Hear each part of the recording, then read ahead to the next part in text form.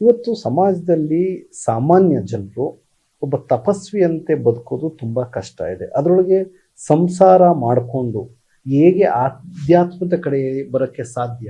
ಹೇಗೆ ಬರಬೇಕು?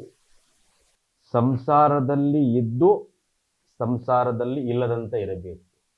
ಸಂಸಾರದಲ್ಲಿ ಇದ್ದು ಸಂಸಾರದಲ್ಲಿ ಇಲ್ಲದಂತೆ ಇರಬೇಕು. ಅದು ಹೇಗೆ ಅಂತಂದ್ರೆ, ಏನೇ ಬಂದರೂ ಕೂಡ ಅದು ಕಷ್ಟ ಬರಲಿ ಸುಖ ಬರಲಿ ಒಂದೇ.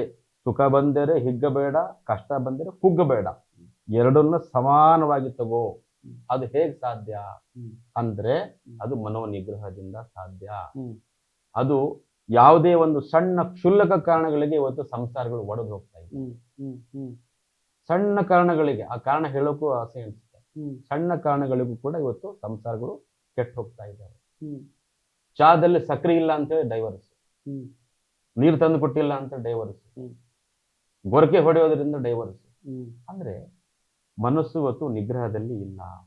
ಒಬ್ಬರಿಗೊಬ್ಬರಿಗೆ ಇವತ್ತು ದ್ವೇಷ, ಅಸೂಯೆ ಭಾವನೆ ಹುಟ್ಕೊಂಡ್ಬಿಟ್ಟಿದೆ. ಯಾರಾದ್ರೂ ಒಂದು ಮಾತು ಹೇಳಿದ್ರೆ ಅದನ್ನ ಕೇಳಿಸ್ಕೊಳ್ತಕ್ಕಂಥದ್ದು, ಸಹಿಸ್ಕೊಳ್ತಕ್ಕಂಥ ಶಕ್ತಿ ಇವತ್ತು ಗಂಡನ ಕಡೆನಿಲ್ಲ, ಹೆಂಡತಿ ಕಡೆನಿಲ್ಲ.